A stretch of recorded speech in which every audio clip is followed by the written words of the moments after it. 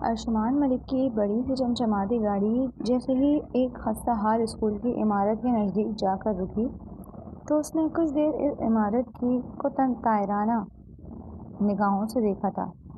یہ جگہ اس کی شایع نشاں ہرگز نہیں تھی، وہ کبھی بھی یہاں نہیں آتا جو اگر الیکشن سر پر نہ ہوتے تو۔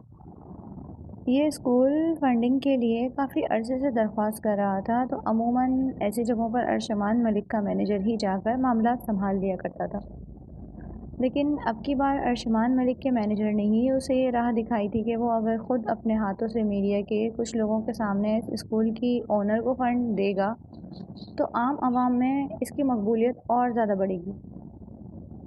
اور چونکہ یہ بات ارشمان ملک کے فائدے کی تھی تو وہ کچھ شش و پنج کے بعد اس اسکول میں جانے کے لیے حامی بھر گیا، جس کے ساتھ ہی اس کے مینیجر نے ایک خصوصی کال کرتے اس اسکول کے اونر کو ارشمان ملک کی آمد کا بتاتے اسے بے یقین کر دیا تھا۔ اس کے بعد سے تو جیسے اسکول کی اونر کے پاؤں ہی زمین پر نہیں لگ رہے تھے۔ انہوں نے اپنے اسکول کی تمام ٹیچرز کو اپنے پاس بلاتے یہ خوشی خبری سنائی کے ساتھ بہت سے انتظامات کرنے کی ہدایت بھی جاری کر دی۔ اور پھر جس دن ارشمان ملک نے اس اسکول میں آنا تھا اس دن صبح سے ہی بھاگ دوڑ مچی ہوئی تھی۔ یہاں آج پرنسپل سے لے کر تمام ٹیچرز تک نکسک سے تیار عمدہ لباس پہنے ہوئے تھی۔ وہیں ان میں سے ایک ٹیچر مبصرہ حسین ایسی تھی جو اپنے روز کے معمول کے مطابق عام سا لباس پہنے سادہ چہرہ لیے اپنے لمبے سیاہ بالوں کی چٹیاں کیے سر پر اسکارف وائٹ دوپٹہ اور اوڑھے سنجیدہ سے اپنے کام سر انجام دے رہی تھی۔ اس کے سلیے پر اسے پرنسپل کی طرف سے کافی ڈانٹ سننے کو مل چکی تھی، جس کی وجہ سے اس کا چہرہ مزید مرجھایا ہوا تھا۔ وہ سب کے سامنے اپنی بے عزتی ہونے پر صبر کے گھونٹ بھرتی آنکھوں میں نمی لیے ایک کونے میں جا کھڑی ہوئی۔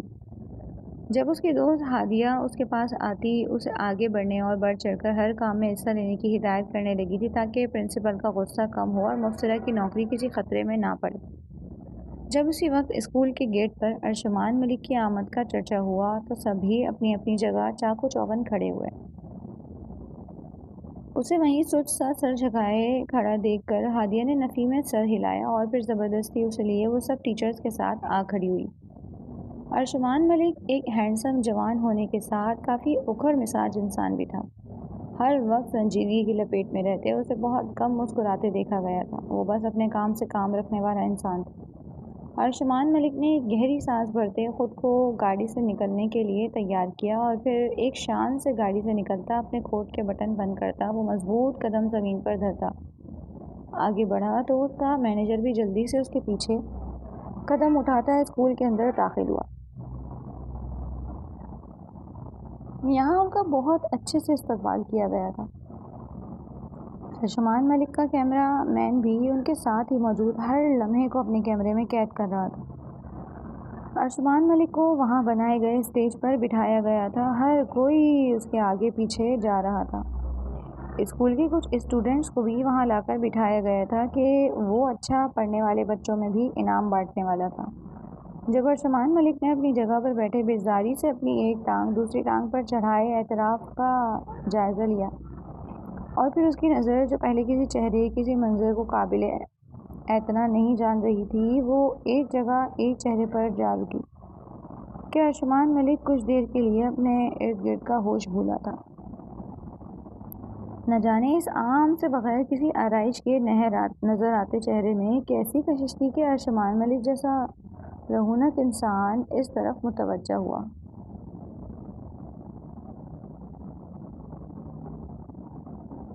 سر پلیز اپنی توجہ سامنے رکھیں کیونکہ ہمیں میڈیا کے کچھ لوگ بھی جوائن کر چکے ہیں۔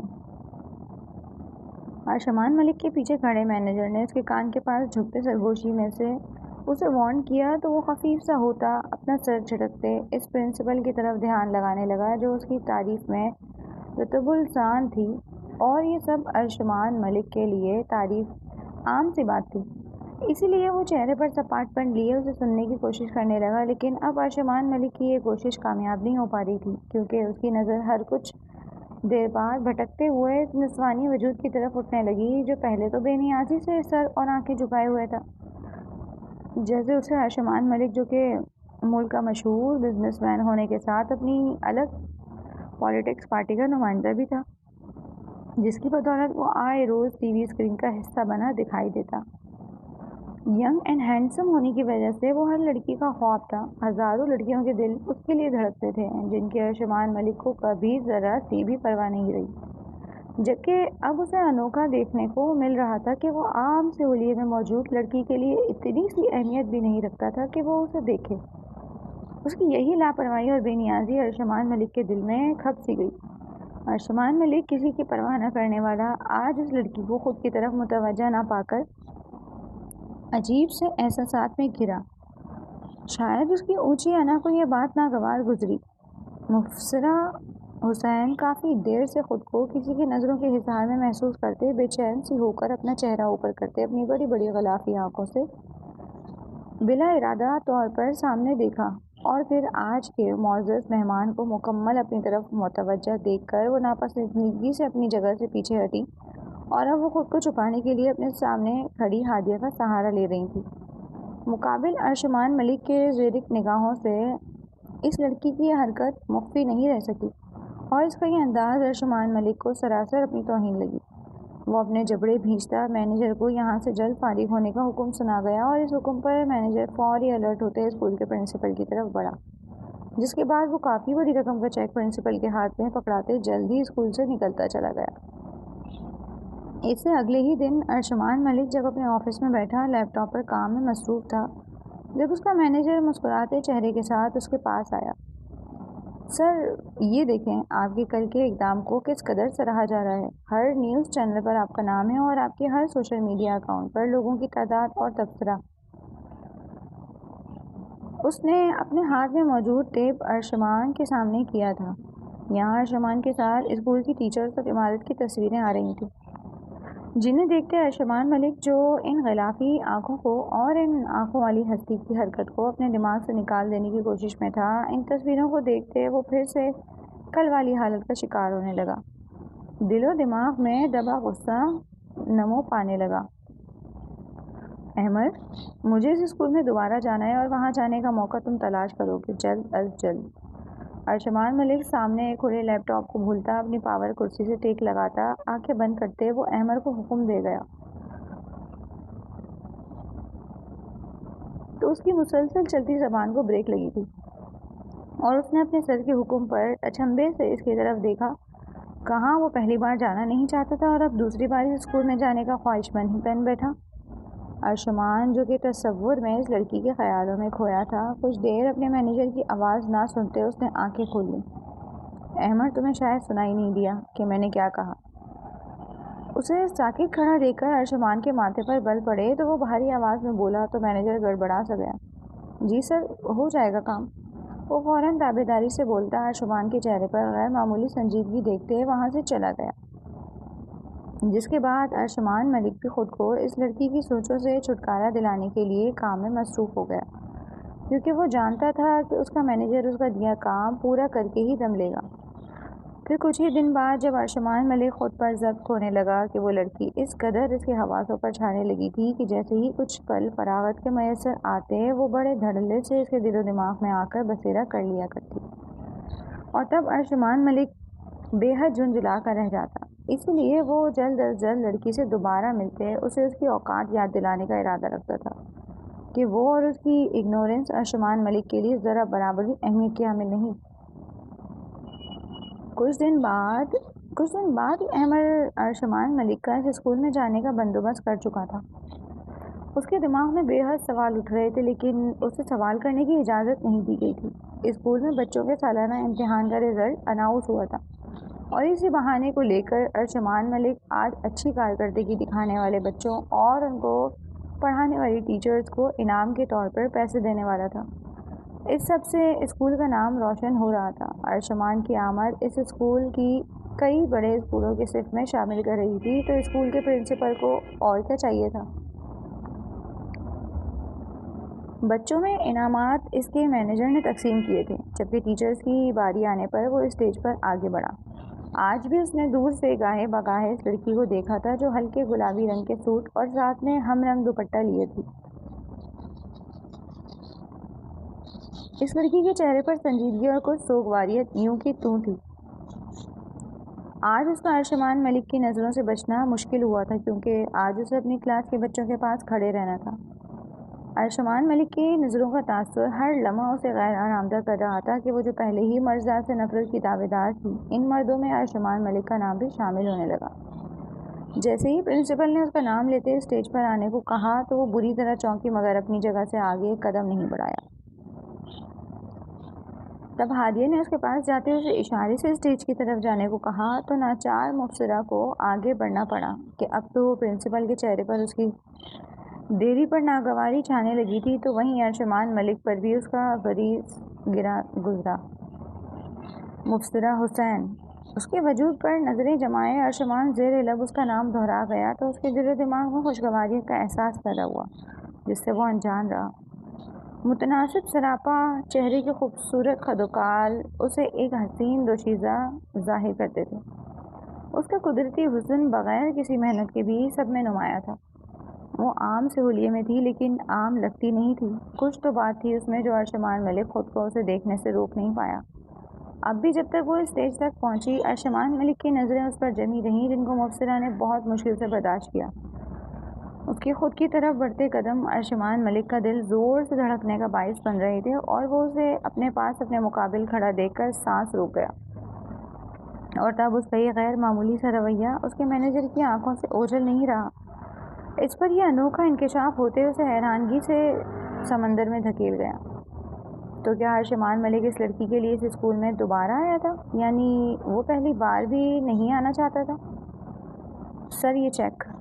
مینیجر نے جلدی سے آگے بڑھتے چیک پکڑانے کے بہانے اسے ہوش دلائی تو وہ بھی خود پر قابو پاتے چیک مبصرہ کی طرف بڑھا گیا۔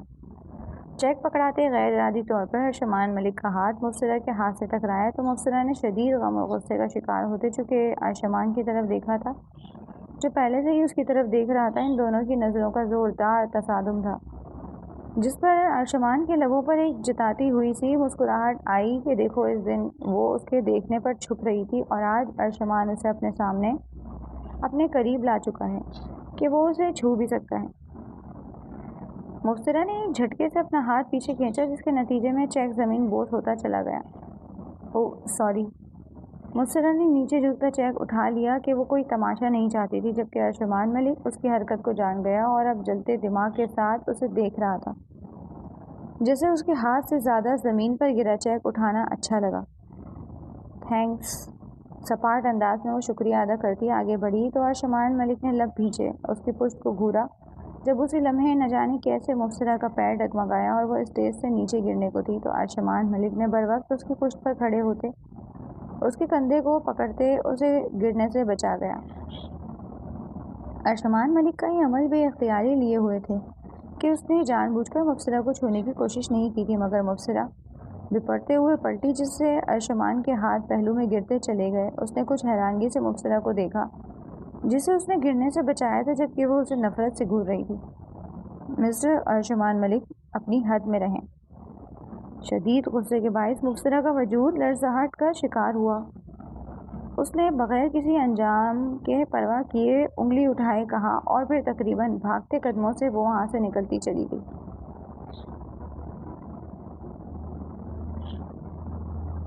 ارشمان ملک نے ایک نظر سب کو دیکھا۔ سبھی ساکت سے کھڑے تھے مبصرہ کی جرأت پر۔ سب کے چہروں پر ارشمان ملک کا ڈر عیاں ہو رہا تھا۔ ارشمان ملک کا چہرہ شرمندگی غصے اور مارے خجالت کے سرخ پڑتا جا رہا تھا اور پھر وہ بھی تیز رفتار ڈگ بڑھتا اس ماحول سے نکلتا چلا گیا تو اس کا مینیجر بھی اس کے پیچھے بھاگا۔ اسکول کی پرنسپل بھی حواس باختہ سی ارشمان ملک سے معافی مانگنے کے لیے آگے بڑھی تھی مگر وہ کسی کو بھی بولنے کا موقع دیے بغیر اپنی گاڑی میں بیٹھتا چلا گیا اور اس کے جاتے ہی پرنسپل کے ہاتھوں مبصرہ کی شامت آ چکی تھی۔ اسے شدید برا بھلا کہتے وہ اپنی بھڑاس نکال رہی تھیں اور وہ تھی کہ لب سے ان کے پھٹکار سن رہی تھی کہ عزت کی زندگی گزارنے کے لیے اتنا سا بے عزت ہونا اسے قبول تھا۔ پرنسپل نے معافی کے لیے ارشمان ملک کو فون کیا تھا، ویسے بھی اس کے منہ کو لالچ لگ چکا تھا اسی لیے وہ بہانے سے اس کے مینیجر کو فون کر گئی۔ پرنسپل کے بار بار ارشمان ملک سے بات کرنے کی ضد پر آخرکار احمد کو ارشمان ملک سے بات کرنا ہی پڑا۔ وہ ڈرتے ڈرتے ارشمان ملک سے اس اسکول کا ذکر کر گیا، کیونکہ اس دن سے ارشمان ملک کا موڈ اس قدر خراب تھا کہ ہر کوئی اس کے عتاب کے زیر اثر آیا ہوا تھا۔ وہ ہمیشہ سے غصیلے مزاج کا رہا تھا، لیکن ان دنوں ایمر نے اس کا جو روپ دیکھا تھا وہ بہت خطرناک تھا۔ اس پرنسپل تک میرا پیغام پہنچا دو کہ وہ اس ٹیچر کو میرے پاس معافی مانگنے کے لیے بھیجے، تب شاید میں اس کے اسکول کے لیے اور زیادہ فنڈ کا سوچوں۔ کرسی سے کھڑے ہوتے اپنے کوٹ کا بٹن کرتے میں بند کرتے وہ میٹنگ کے لیے اپنے آفس سے نکلا۔ اپنے باس کے حکم پر سر ہلاتا وہ پرنسپل تک اس کا پیغام پہنچا گیا۔ ارشمان ملک کی طرف سے دوبارہ فنڈ کی آفر پر پرنسپل کا بس نہیں چل رہا تھا کہ وہ پلک جھپکتے مبصرہ کو گردن سے پکڑے اس کے سامنے پیش کر دے، مگر وہ تھی کہ پرنسپل کی بات کی شروعات میں ہی نفی میں سر ہلاتی۔ ارشمان ملک کے پاس جانے سے انکار کر گئی۔ اسے ارشمان ملک کے ناز و انداز میں کہیں سے بھی شرافت نظر نہیں آئی تھی کہ وہ شخص اس کی نظر میں برا ثابت ہو چکا تھا۔ مبصرہ حسین، آخر تمہاری یہ اکڑ اور ضد کس بات کی ہے؟ بھولو مت کہ تم یہاں اپنی دوست کی سفارش پر ہو، اور اگر تم نے میری بات نہیں مانی تو تمہاری دوست کی نوکری بھی خطرے میں پڑ سکتی ہے۔ پرنسپل کی سفاکی سے بولتے مبصرہ کو ساکت کر گئی کہ اس کے بعد جیسے مبصرہ کے پاس ہاں یا نہ کی کوئی گنجائش ہی نہیں بچی تھی، اور وہ قسمت کے ستم ظریفی پر پھر سے صبر کا دامن پکڑے ارشمان ملک کے پاس جانے کے لیے راضی ہو گئی۔ ابھی اور اسی وقت تم ارشمان ملک کے آفس جا رہی ہو؟ وہ اس پر حکم چلاتی خود اپنے بجتے فون پر مصروف ہو گئی تھی۔ یہاں ارشمان ملک کے مینیجر کی ہی کال تھی اور اس سے بات کرتے اس کی زہر اگلتی زبان شیریں ہو چکی تھی۔ وہ اسے مبصرہ کی آمد سے آگاہ کرتی، ساتھ ہی بھاری فنڈ کی ڈیمانڈ بھی کر گئی تھی۔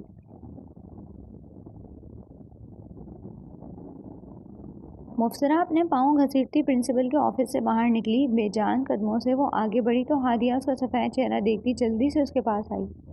وہ اسے بے حس انداز میں ارشمان ملک کے پاس جانے کا بتاتے اسکول سے نکل آئی۔ ہادیہ نے افسردگی سے اپنی دوست کو دیکھا جس کی زندگی کے غم ختم ہونے میں ہی نہیں آ رہے تھے۔ وہ اس کے لیے خیر کی دعا کرتی اپنی کلاس کی طرف مڑ گئی۔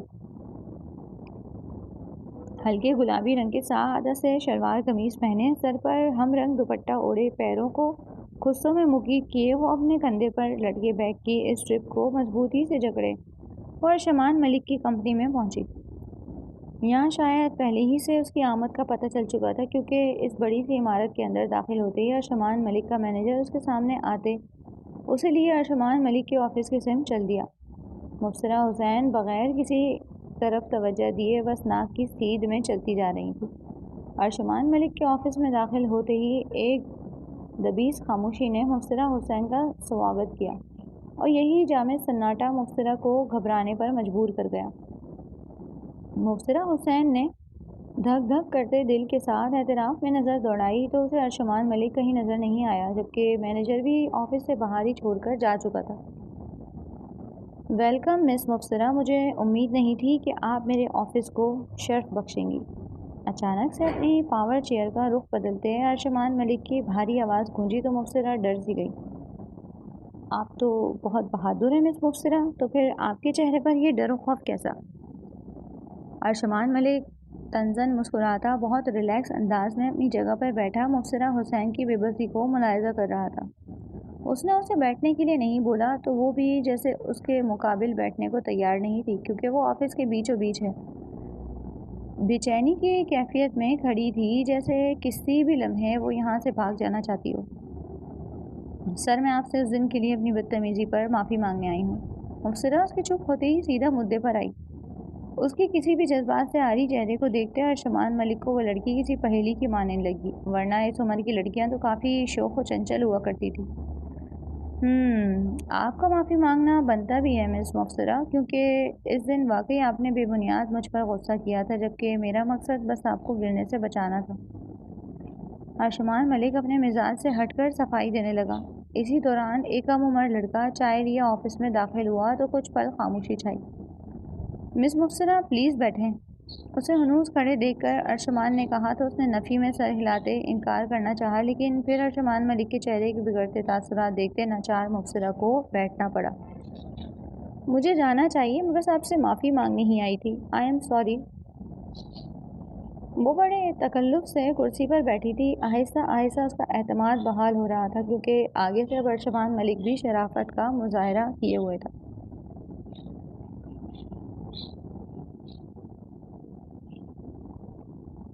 ارشمان ملک کو اس کی اپنی سامنے موجودگی خود سے بات کرنا راحت سا دے رہا تھا۔ اسے اس لڑکی کی کمپنی اچھی لگ رہی تھی، اسی لیے اس کے جانے کا سنتے اس کا دل بے چینی کے عالم میں دھڑکا۔ ارشمان ملک نہیں جانتا تھا کہ اس کا دل اپنی ڈگر سے ہٹ کر اس لڑکی کے لیے دھڑکنے لگا ہے، اور یہ وقتی لگاؤ نہیں تھا جس کی سمجھ ارشمان ملک کو بہت جلد لگنے والی تھی۔ مس مبصرہ، کیا آپ میرے ساتھ کچھ وقت گزاریں گی؟ میں اس کے بدلے آپ کو آپ کے اسکول کے فنڈ سے الگ پیسے دوں گا، جتنے آپ چاہیں۔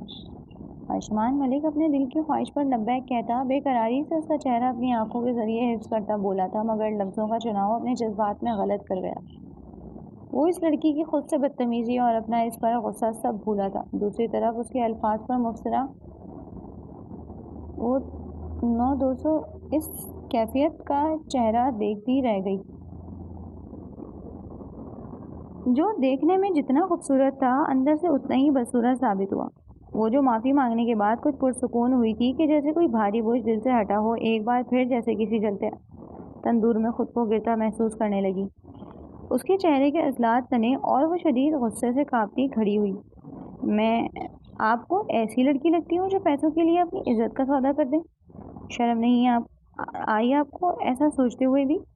میری رائے آپ کے بارے میں بالکل ٹھیک ہے کہ آپ ایک بد کردار عیاش انسان ہیں، جو میری مجبوری کا فائدہ اٹھاتے ایسی گھٹیا ڈیمانڈ میرے سامنے رکھ رہے ہیں۔ آپ کو اپنا پیسہ مبارک ہو اور اسے اپنی جیسی کسی لڑکی پر لٹائیے گا۔ اب کی بار مبصرہ اپنی باتوں سے ارشمان ملک حیران پریشان کرتی، پلک جھپکتے وہاں سے نکلتی چلی گئی تھی، اور اس کے نظروں سے اوجھل ہوتے ہی ارشمان ملک اس کے الفاظ یاد کرتا شدید تیش میں مبتلا ہوا کہ وہ اس کے کردار پر انگلی اٹھا گئی تھی، اور وہ اسے کچھ کہہ بھی نہیں سکا تھا۔ وہ لڑکی ہر بار اس کے ضبط کو آزما جاتی۔ پاگل لڑکی، نہ جانے خود کو سمجھتی کیا ہے۔ ارشمان ملک غصے سے چیخا۔ اس نے اپنے اندر ابلتے لاوے کو کنٹرول کرنے کے لیے میز پر دھری گئی چیزیں ہاتھ مارتے زمین کی نظر کی تھی۔ مس مبصرہ حسین، تم ہر حد کراس کر چکی ہو، اور اس کا خمیازہ تمہیں بھگتنا پڑے گا۔ بہت برت لی میں نے نرمی، اب تم میرا غصہ دیکھو گی۔ وہ اپنا کوٹ اتار کر پھینکتے ہوئے اس لڑکی کو سبق سکھانے کا ارادہ باندھ چکا تھا۔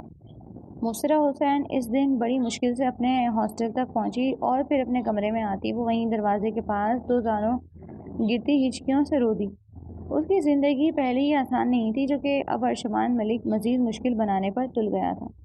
اس کے دل و دماغ تکلیف سے پھٹنے کو تھے، اور وہ بے اختیار اللہ سے شکوہ کر گئی تھی کہ آخر اس نے ایسا کون سا گناہ کیا تھا جو اس کے ساتھ اتنا برا ہو رہا تھا۔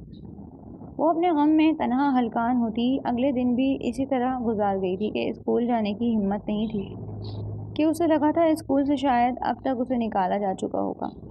مگر ہادیہ کی کال آنے پر دوسرے دن اسکول چلی آئی۔ یہاں سب سے پہلے کی طرح دیکھتے وہ حیران ہوئی تھی، کیونکہ اسے لگا تھا کہ ارشمان ملک لازماً اس کے انکار پر اسے اسکول سے نکلوا چکا ہوگا۔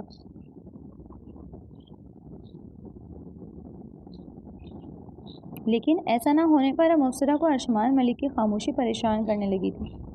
جب اسکول سے ہاسٹل کی طرف اس کے بڑھتے قدم رکے، جب اچانک ایک گاڑی اس کے قریب رکی اور اسے سمجھنے کا موقع دیے بغیر گاڑی کا دروازہ کھولتے اسے اندر کھینچ لیا گیا، اور اس سے پہلے وہ چیختی، ایک کرخت چہرے والا شخص نے اس پر پستول رکھتے اسے خاموش رہنے کا اشارہ کیا تو وہ رکتی سانسوں کے ساتھ وہیں اپنے لب سی گئی۔ مبصرہ نے گاڑی سے باہر دیکھتے اندازہ لگانا چاہا تھا کہ وہ اسے کہاں لے جا رہے ہیں، جب اس کا دھیان ہٹتے ہی اس کی ناک پر رومال رکھتے اسے بے ہوش کر دیا گیا، اور پھر جب اسے ہوش آیا تو وہ اس نے خود کو ایک پرآسائش کمرے میں بیڈ پر لیٹا پایا، جس پر وہ ایک جھٹکے سے اٹھ کر بیٹھتے اپنے دوپٹے کو اپنے وجود سے ہی لپٹا دیکھ کر گہرا سانس بھرتی آنکھوں میں آنسو لے آئی۔ پھر کچھ سوچتے وہ جلدی سے اٹھتی دروازے کے سمت بھاگتے اسے کھولنے کی کوشش کرنے لگی تھی، لیکن وہ باہر سے لاک تھا۔ اس نے اپنے بے جان پڑتے ہاتھوں سے باہر سے دروازہ کھولنے کی آواز آئی تو وہ ایک قدم پیچھے گئی تھی۔ دل و دماغ عجب سکوت کے عالم میں تھے، اسے کوئی خوف بھی محسوس نہیں ہو رہا تھا، اور اسی وقت ارشمان ملک کمرے میں داخل ہوتا مبصرہ حسین کے چہرے پر تمسخر بھری مسکراہٹ کا باعث بنا۔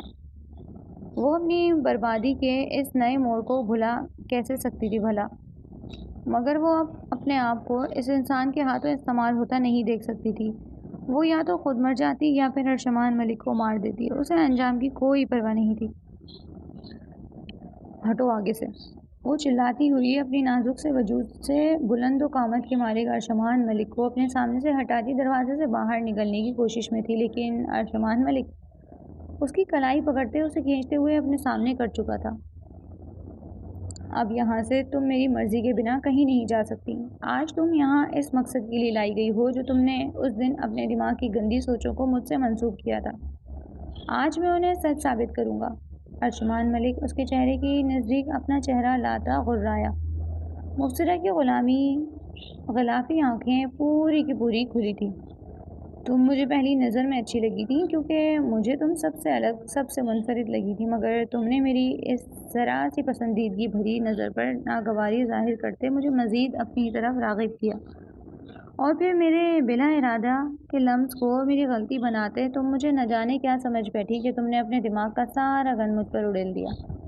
وہ اپنے دل کا حال بیان کرتا آخر میں کچھ افسوس زدہ لہجے میں بولا، اور جو کچھ دن پہلے آپ مجھ سے چاہ رہے تھے وہ کیا تھا؟ اس کی آنکھوں میں آنکھیں ڈالے بولی، تم نے میرے الفاظ پر دھیان دیے بغیر میری نیت کو دیکھے بغیر اپنی بکواس شروع کر دی۔ تم اچھی لگی تھی تو بس کچھ وقت مانگا تھا جس میں بس کہیں اچھی سی جگہ پر ساتھ بیٹھتے، ایک دوسرے کو جانتے اور سمجھنے کی کوشش کرتے، کیونکہ میرا پاگل دل تم سے دل لگی کر بیٹھا تھا اور میں تم سے اپنی زندگی کا سب سے مضبوط رشتہ بنانے کا ارادہ باندھنے لگا۔ ارشمان ملک کونی کے اوپر سے اس کے بازو کو دبوچے اسے اپنی نزدیک کیے کھڑا اپنی گمبھیر آواز میں بولتا مبصرہ کو پوری طرح سے اپنی طرف متوجہ کر گیا تھا کہ وہ اس کی آنکھوں میں دیکھتی اس کی سچائی جاننے کی کوشش میں تھی۔ تم پر غصہ تو اتنا تھا کہ دل چاہ رہا تھا کہ تمہاری کہی باتوں پر عمل کرتے تمہاری سوچ کو سچ ثابت کر دوں جو ہر مرد کو ایک ہی ترازو میں تول رہی ہو، مگر میں پھر بھی تم سے نکاح کرنے کو تیار ہوں۔ تیار ہو جاؤ، کچھ دیر بعد ہمارا نکاح ہے۔ وہ اس پر اپنے الفاظ سے بم چلاتا مبصرہ کو جھٹپٹانے پر مجبور کر گیا تھا، جس پر ارشمان ملک نرمی سے اس کے بازو سے اپنا ہاتھ ہٹا گیا۔ نکاح؟ مجھے نہیں کرنا آپ سے نکاح، مجھے واپس چھوڑ کر آئیں، ابھی اور اسی وقت، مبصرہ نے حیران پریشان ہوتے کہا۔ نکاح تو کرنا ہی پڑے گا، اس کے علاوہ تمہارے پاس کوئی چارہ نہیں ہے۔ ارشمان ملک کا لہجہ حکمیہ تھا۔ وہ اپنی بات کہتے کمرے سے باہر نکلنے لگا جب مبصرہ اس کے سامنے آئی۔ یوں چوری چھپے نکاح کرتے مجھے میری نظر میں میری اوقات اچھے سے بتا رہے ہیں۔ خیر جو بھی ہے یہ نکاح نہیں ہو سکتا، آپ میرے بارے میں کچھ نہیں جانتے، اگر جان جائیں تو یہ نکاح دور کی بات کبھی میرا سامنا بھی نہ کریں۔ مبصرہ طنزیہ بولتی جیسے اپنی ہی ذات پر ہنسی تھی۔ تم یہ سب کہتی مجھے میرے ارادے سے پیچھے نہیں ہٹا سکتی، اور بس یہ نکاح ہو جانے دو، ولیمہ پوری دھوم دھام سے ہوگا۔ ارشمان ملک تو اس لڑکی کے ساتھ اپنا نام جوڑنے کا سوچ کر ہی مسرور ہو رہا تھا، اس لیے وہ مبصرہ کی بات پر غصہ نہیں کر رہا تھا۔ اس لڑکی کے ہر برے عمل کے باوجود ارشمان ملک کا پتھر دل موم پڑنے لگا تھا۔ وہ سنجیدہ سا انسان محبت کی راہ پر چل پڑا۔ مبصرہ حسین ارشمان ملک کے دل کی خواہش تھی، اگر وہ سمجھتی تو خود کو دنیا کی خوش قسمت لڑکی گردانتی، مگر وہ تو عجیب حواس باختہ سی ہو رہی تھی جس کا موجب ارشمان کو اپنا ہی عمل لگ رہا تھا کہ آخر جس طرح سے وہ زبردستی اپنے پاس لایا تھا تو اس کا ایسا رد عمل عام سی بات تھی۔ اچھا تو شاید آپ یہ نہیں جانتے کہ لوگ آپ سے صرف آپ کی بیوی کا نام جاننے پر اکتفا نہیں کریں گے، وہ اس کا پورا حجرہ نسب پوچھیں گے تو کیا بتائیں گے انہیں؟ آپ میرے بارے میں جانتے ہی کیا ہیں؟ مبصرہ چلائی تھی۔ اس کے سوال پر ارشمان ملک نے سوالیہ نگاہیں اس پر ٹکائیں۔ مبصرہ حسین اپنے ماں باپ کی چوتھی اولاد تھی۔ وہ 5 بہنیں تھیں، گھر میں غربت کا دورہ تھا۔ مبصرہ حسین اپنی 4 بہنوں میں بہت خوبصورت تھی، تو جیسے ہی اس نے 12ویں کلاس کے پیپر دیے ان کے گھر میں ایک بہت اچھا رشتہ آیا تھا، جو تھا تو اس کی بڑی بہن کے لیے، لیکن وہ لوگ پسند مبصرہ کو کر گئے تھے، اور تب اس کے باپ نے اپنا فرض پورا کرنے کو بغیر زیادہ چھان بین کیے مبصرہ کو بیاہ دیا۔ اس کا شوہر دبئی میں کام کرتا تھا، جو کہ شادی کے کچھ دن بعد ہی واپس چلا گیا تھا، تو مبصرہ اپنے سسرال والوں کے رحم و کرم پر رہ گئی، جو جلد ہی اچھائی کا خول اتارتے اپنی اصل حالت میں آئے تھے، اور پھر مبصرہ کی زندگی بدترین دنوں کی شروعات ہو گئی۔ اس کی ساس، نندیں اور دیور اس پر کام کا بوجھ ڈالنے کے ساتھ ساتھ ہاتھ بھی اٹھانے لگے تھے۔ اس نے اپنے گھر ذکر کیا تو اس کے ماں باپ نے اسے صبر کا کہتے سختی سے اس کا منہ بند کر دیا۔ وہ اپنے سسرال کے ظلم سہتے ایک بس اپنے شوہر کی اس پر آس پر تھی جو اسے اپنے پاس باہر بلانے کا وعدہ کر گیا تھا، اور پھر ایک دن وہ اپنا وعدہ پورا کرتے اسے اپنے پاس دبئی بلا گیا۔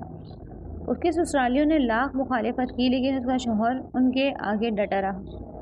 مبصرہ کو اپنا شوہر دنیا میں سب سے اچھا شوہر لگا تھا، لیکن دبئی آتے ہی اس پر اپنے شوہر کی اصلیت بھی کھلتی چلی گئی، اور یہ ایسی بھیانک حقیقت تھی کہ مبصرہ مرنے کو ہی ہوئی تھی، کیونکہ ایک رات اس کا شوہر فلیٹ سے گیا تو پھر واپس نہیں آیا، بلکہ آدھی رات کو اس کے 2-3 دوست فلیٹ میں گھستے چلے آئے، جن کو دیکھتے وہ حیران پریشان سی انہیں اپنے شوہر کا فلیٹ میں نہ ہونے کا کہنے لگی تو وہ آگے سے بے ہنگم کہکا لگاتے جو بولے۔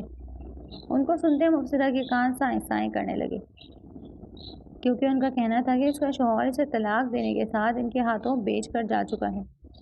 وہ سب وحشت سے بھری مکروہ چہرہ لیے مرد مبصرہ پر یہ رات بھاری کر گئے تھے۔ اگلے دن وہ اسے اسی فلیٹ پر بند کرتے باہر چلے گئے کہ انہیں لگا تھا کہ وہ بے جان پڑی زندہ لاش بن چکی ہے، لیکن مبصرہ حسین اپنی زندگی کو ذلت کا گڑھا نہیں بننے دے سکتی تھی، اسی لیے وہ فلیٹ کا دروازہ دھڑ دھڑاتی مدد کی چیخو پکار کرنے لگی، اور اس کا ہمت نہ ہارنا اس کے اس قید سے رہائی کا باعث بن گیا، کیونکہ ارد گرد فلیٹ کے لوگ اس طرف متوجہ ہوئے۔ بر وقت پولیس کی آمد سے مبصرہ کو وہاں سے نکال لیا گیا، اور پھر مبصرہ وہیں کچھ ہمدرد لوگوں اور پولیس کی مدد کے تحت واپس اپنے ملک آتی، ماں باپ کے گھر میں اپنا سب کچھ لٹائے داخل ہوئی تو وہاں صرف اس کی ماں اور بہنیں ہی اس کے دکھ میں اس کا ساتھ دیتی آشکار ہوئی تھی، لیکن جیسے ہی اس کا باپ گھر آیا وہ اس کے بتائے سارے معاملات کو جھوٹی کہانی قرار دیتا اسے برا بھلا کہنے لگا، اور پھر جب وہ اپنی دوسری بہنوں کے گھر بسنے میں رکاوٹ کی وجہ بننے لگی تو سب ہی اسے کترانے لگے تھے۔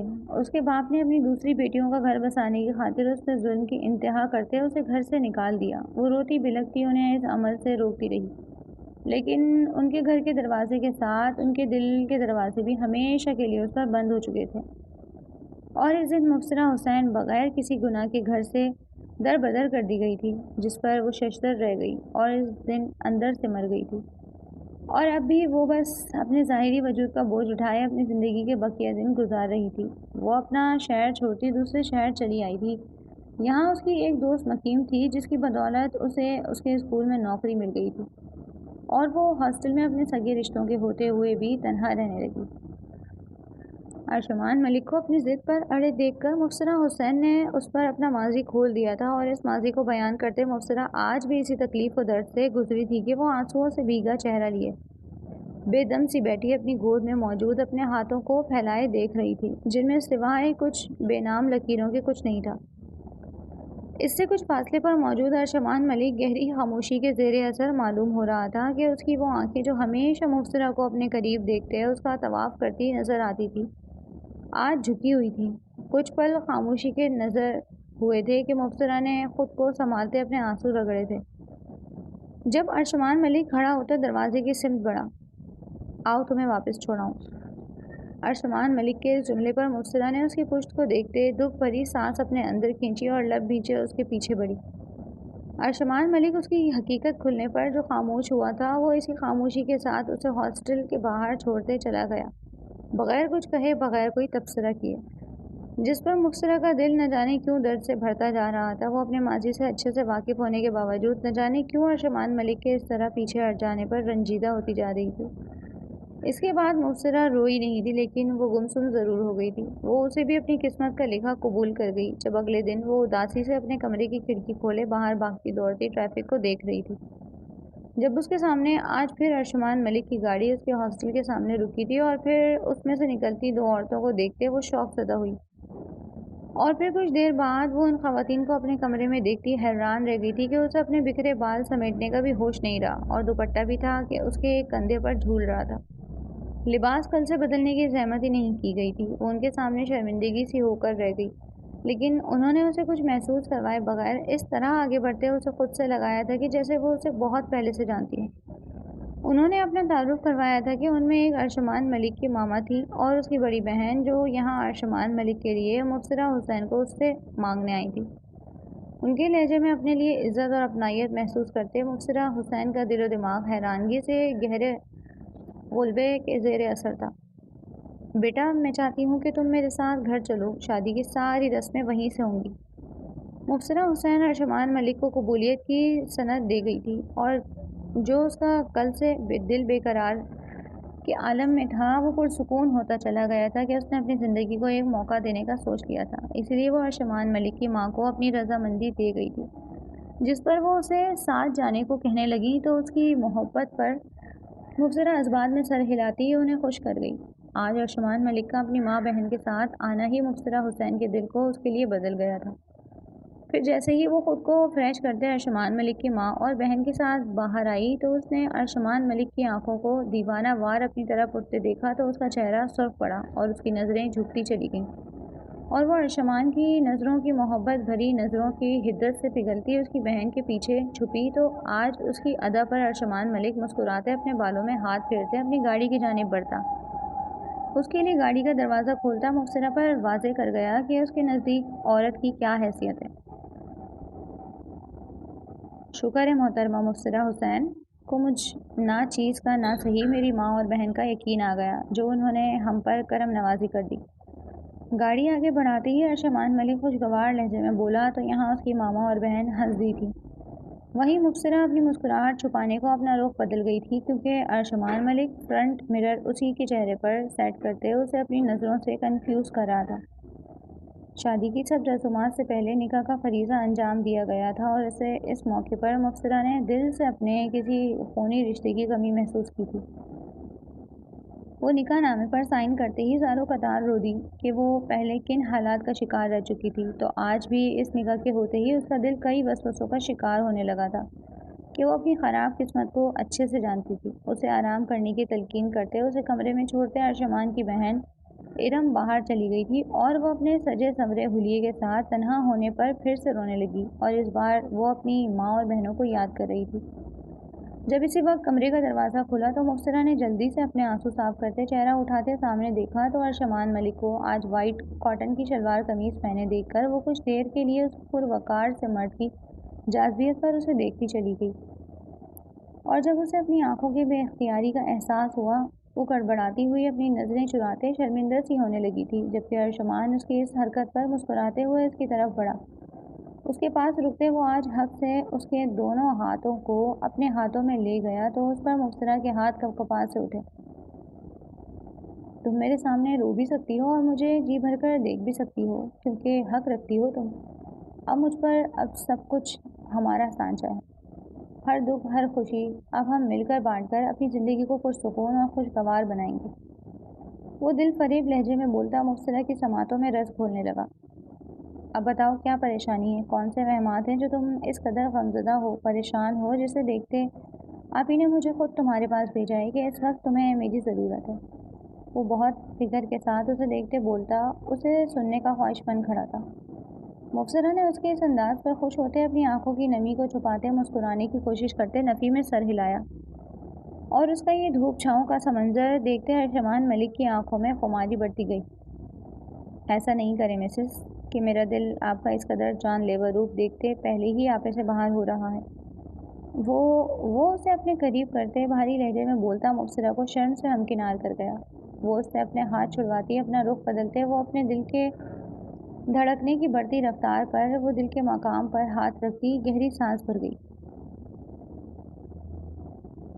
اس کی تیزی پر ارجمان ملک زور سے ہنسا تو مبصرہ نے ذرا سا چہرہ ترچھا کرتے آج پہلی بار اس کی ہنسی کو سنا تھا، اور دل ہی دل میں وہ اس کی ہنسی کی نظر اتار گئی جب وہ اس کی نظروں کی چوری پکڑتے اس کے سامنے آیا۔ جس طرح میں ہنس رہا ہوں تو میرے کان اسی طرح تمہاری ہنسی کے بھی منتظر ہیں، اور ہاں اپنے دل کے سارے ڈر کو بھولتے بس آنے والے دنوں کو سوچتے نئے نئے خواب سجاؤ۔ وہ محبت سے اسے خود سے لگاتا اگلے لمحے کمرے سے نکلتا چلا گیا۔ مبصرہ کا وہ چہرہ جو تھوڑی دیر پہلے غمگین زدہ تھا اب چودھویں کے چاند کی طرح چمک رہا تھا۔ شادی کی ہر رسم اور ہر فنکشن پر ارجمان ملک نے دل کھول کر پیسے لوٹائے، اسے عزت و احترام سے نوازتے اسے اپنی زندگی کا انمول تحفہ قرار دے دیا گیا، اور پھر اسی طرح ولیمے کا دن آ پہنچا تھا اور اس دن جیسے پورا شہر ایک جگہ اکٹھا ہوا پڑا تھا۔ مبصرہ اسٹیج پر بیٹھی ارجمان کو دیکھ رہی تھی جو اس کے کان میں ابھی آیا کہ سرگوشی کرتے اٹھ کر گیا۔ اس کی نظروں سے اوجھل ہونے پر وہ اپنی آنکھوں میں اپنی گود میں موجود مہندی سے سجے ہاتھوں پر کر گئی۔ جب تھوڑی دیر بعد ایک شناسا سی آواز پر اس نے ایک جھٹکے سے اپنا جھکا چہرہ اوپر کیا اور پھر سامنے اپنی ماں اور چھوٹی بہن کو دیکھتے وہ خوشی سے پاگل ہوتی ان سے جا لپٹی۔ انہیں یہاں لے کر آنے والا ارشمان ملک تھا، جو اسے اس کے خونی رشتوں سے ملواتا اسے اپنا گرویدہ کر گیا۔ امی، بابا اور آپیاں؟ مبصرہ نے بے چینی سے پوچھا کہ وہ ان کے ستم کے باوجود انہیں یاد رکھے ہوئے ہیں۔ آئے ہیں بیٹا، مگر تمہارے بابا تم سے شرمندہ ہیں، اسی لیے سامنے نہیں آ رہے۔ تم فکر نہیں کرو، ارشمان اسے لا رہا ہے۔ اس کی ماں اسے تسلی دیتے ہوئے بولی تو دل سے مسکراتے سامنے دیکھنے لگی۔ یہاں اس کی زندگی کو مکمل کرنے والا اپنی پوری شان سے چلتا آ رہا تھا۔ اس کے ساتھ اس کا باپ بھی تھا، مگر اس کی نظر ارشمان ملک پر ٹھہری تھی، جو اللہ کی طرف سے اس کے لیے ایک انعام ثابت ہوا تھا۔ اس کی ماں نے بھی اس کی قسمت پر رشک کیا۔ آج مبصرہ حسین اپنی مکمل فیملی کے ساتھ موجود تھی اور اسے مکمل کرنے والا ارشمان ملک تھا۔ تھینکس۔ وہ ارشمان کے ساتھ اسٹیج پر اکیلی رہ گئی تو دھیمی سی آواز میں بولتے اسے اپنی طرف متوجہ کر گئی۔ تھینکس کی جگہ آئی لو یو کہتی مجھے زیادہ اچھا لگتا۔ وہ منہ بنائے بولا تو مبصرہ مسکرائی۔ آئی لو یو ارشمان۔ وہ اس کی خواہش مانتی بولتی اسے شوق دے گئی تھی۔ اس کی حیرت پر مبصرہ نے اپنی ہنسی روکی، جس پر ارشمان نے اسے گھورا۔ گھر چلو، پھر میں اپنی محبت کا اظہار اپنے طریقے سے کروں گا، پھر اسی طرح ہنس کے دکھانا۔ وہ پیار بھری دھمکی دیتا مبصرہ کو شرمانے پر مجبور کر گیا تھا، جس پر وہ اس کے دل میں اترتے روح کو آنکھوں میں بساتا سامنے کیمرہ مین کی طرف متوجہ ہوا تھا، جو انہیں ایک دوسرے کے نزدیک ہوتے مسکرانے کا کہتے اس لمحے کو قید کر گیا۔